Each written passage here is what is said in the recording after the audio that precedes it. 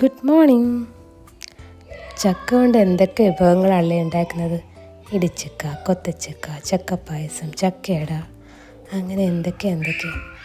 ഞങ്ങൾ പണ്ട് തറവാട്ടിലായിരുന്ന സമയത്ത് ഉച്ചക്ക് ഭക്ഷണമൊക്കെ കഴിച്ച് വൈകുന്നേരത്തെ ചായക്ക് വേണ്ടിയിട്ട് ചക്ക കൊണ്ട് ഒരു ഐറ്റം ഉണ്ടാക്കുമായിരുന്നു. അതിനെന്താ പേര് പറയുന്നതെന്നും അറിയില്ല.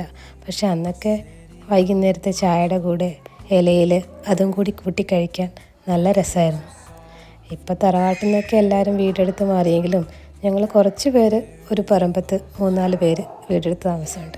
അപ്പോൾ ഞങ്ങളിപ്പോൾ അതിൻ്റെ ഓർമ്മ പുതുക്കലെന്ന പോലെ എല്ലാവരും കൂടി ഒരുമിച്ചിരുന്നാണ് ചക്ക വൃത്തിയാക്കുന്നതും പാചകം ചെയ്യുന്നതെല്ലാം. പാചകം അവരവരുടെ വീട്ടിലാണ്, എന്നാലും ഒന്നിച്ചിരുന്ന് കഥ പറഞ്ഞുകൊണ്ട് വൃത്തിയാക്കുമ്പോഴുള്ള രസം വേറെ തന്നെയാണ്.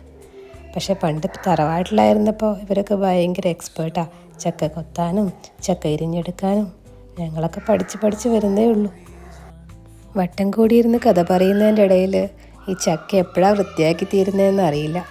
അങ്ങനെ എന്തൊക്കെ കഥകൾ പറയാനുണ്ടാവും. പണ്ട് പശുവിനെ കെട്ടാൻ പോയതിൻ്റെയും പുല്ലരിയാൻ പോയതിൻ്റെയും. ഞങ്ങളൊക്കെ അന്നേരം ചെറുതാണ്, സ്കൂളിൽ പഠിക്കുന്ന സമയം. ഇവരിങ്ങനെ കഥ പറയുന്നതിൻ്റെ കൂട്ടത്തിൽ ഞങ്ങളും സൈഡിലിരിക്കും. ചക്കക്കുരുവിൻ്റെ തൊലി കളഞ്ഞു കൊടുക്കാനൊക്കെ കൂടാലോ. അങ്ങനെ അന്ന് ഞങ്ങൾ കുട്ടികളടക്കം 21ഓളം ആൾക്കാർ ഒരുമിച്ച് ആ തറവാട്ടിൽ താമസിച്ചിരുന്നു.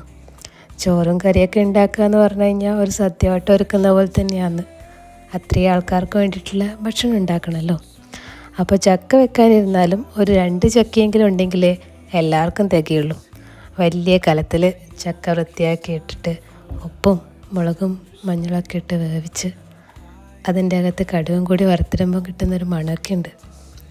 അന്ന് ഇന്നത്തെ പോലെ ലാവിഷായി ഭക്ഷണം കഴിക്കുന്ന കാലമല്ലാത്തതുകൊണ്ട് തന്നെ ഈ ചക്കയുടെയൊക്കെ മണം വരുമ്പോൾ വായിൽ കൊതിയോറും.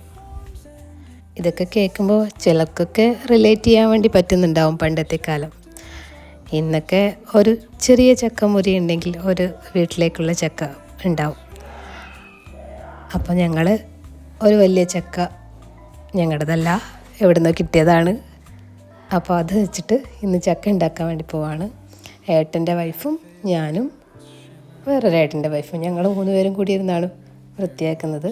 ഏട്ടൻ്റെ മോളും ഉണ്ട്, എൻ്റെ മോനും ഉണ്ട് കൂടെ. അവരിങ്ങനെ കൗതുകം, ചക്ക കണ്ടതിൻ്റെ കൗതുകത്തിലാണ് അതിൻ്റെ പശ കൊണ്ട് കളിക്കലും അതിൻ്റെ ചുളയെടുത്തിങ്ങനെ എറിഞ്ഞ് കളിക്കലും ഡാൻസ് കളിക്കലൊക്കെ ആയിട്ട് അവരിങ്ങനെ ഞങ്ങളുടെ കൂടെ കൂടി. അപ്പോൾ ചക്ക വൃത്തിയായി കഴിഞ്ഞു. എല്ലാവരും അവരവർക്ക് വേണ്ട പാകത്തിലെടുത്തിട്ട് അവരവരുടെ വീട്ടിലേക്ക് പോയി. ഇതിപ്പം ഞാൻ എൻ്റെ വീട്ടിൽ നിന്ന് ഉണ്ടാക്കുവാണ്. ചക്ക നന്നായിട്ട് കഴുകി പുറത്തിരുന്ന് മുറിച്ചതാണല്ലോ. കഴുകി വൃത്തിയാക്കിയിട്ട് പണ്ടൊക്കെ വലിയ കലത്തിൽ വെച്ചുകൊണ്ടിരുന്നതാണ്. ഇപ്പോൾ കുക്കറിലിട്ടിട്ട് 2 വിസിൽ ചക്ക റെഡിയായി. കുക്കറിലേക്ക് ചക്ക ഇട്ട് കൊടുത്തു. ഉപ്പ്, മുളക് പൊടി, മഞ്ഞൾപ്പൊടി, പിന്നെ കുറച്ച് കുരുമുളക് പൊടി, ആവശ്യത്തിന് വെള്ളം ഒഴിച്ചിട്ട് 2 വിസിലടിച്ച് കഴിഞ്ഞാൽ ചക്ക വെന്ത് കിട്ടും. ചിലപ്പോൾ ഒരു വിസിലും വേവും. ഇത് കുറച്ച് തടിയുള്ള ചുളയായതുകൊണ്ട് ഞങ്ങൾ 2 വിസിലടിച്ചിട്ടാണ് വേവിച്ചത്. അതിനുശേഷം ആവശ്യത്തിന് വെളുത്തുള്ളി, ഗ്യാസിനെ ഒഴിവാക്കാമല്ലോ, ചക്ക എല്ലാവർക്കും പേടി ഗ്യാസുള്ളതുകൊണ്ടാണല്ലോ. അപ്പോൾ ആവശ്യത്തിന് വെളുത്തുള്ളിയും തേങ്ങയും ഇട്ടിട്ട് നന്നായി ഇളക്കി മിക്സാക്കിയിട്ട് നല്ല കൊഴുത്തിങ്ങനെ കയ്യിൽ കൊണ്ട് കോരിയെടുക്കാൻ പറ്റുന്ന ആ ഒരു പരുവത്തിലേക്ക് മിക്സ് ചെയ്താക്കണം. അതാണ് ചക്കയുടെ ഞങ്ങളുടെ പാകം. അല്ലാതെ ചക്ക വറവ് പോലെ കഴിക്കുന്നവരും പൊറുക്കി തിന്നാൻ ഇഷ്ടമുള്ളവരൊക്കെ ഉണ്ടാവും.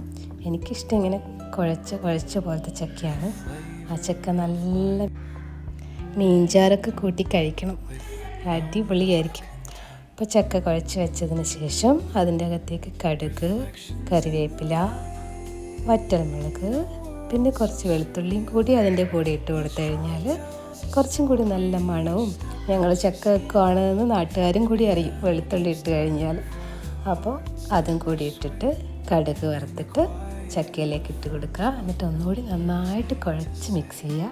എന്നിട്ട് ഇലയിലേക്ക് വിളമ്പിയിട്ട്, പണ്ട് ഞങ്ങൾക്കിതൊക്കെ വിളമ്പി തരുന്ന അമ്മമ്മയാണ്. ആൾക്കാരുടെ എണ്ണത്തിന് കണക്കായിട്ട് ഇല പറിച്ചു കൊണ്ടുവന്ന് ഇലയിലേക്ക് പകർന്നു തരും. നല്ല ചൂട് കട്ടൻ ചായയോ അല്ലെങ്കിൽ വെള്ളക്കാപ്പിയോ ഉണ്ടാകും കൂട്ടത്തിന്. അതും കൂടി കൂട്ടി കഴിക്കുമ്പോൾ പണ്ട് ഓർമ്മകളിലേക്ക് പോയിരിക്കുന്നത് പോലെ തോന്നും.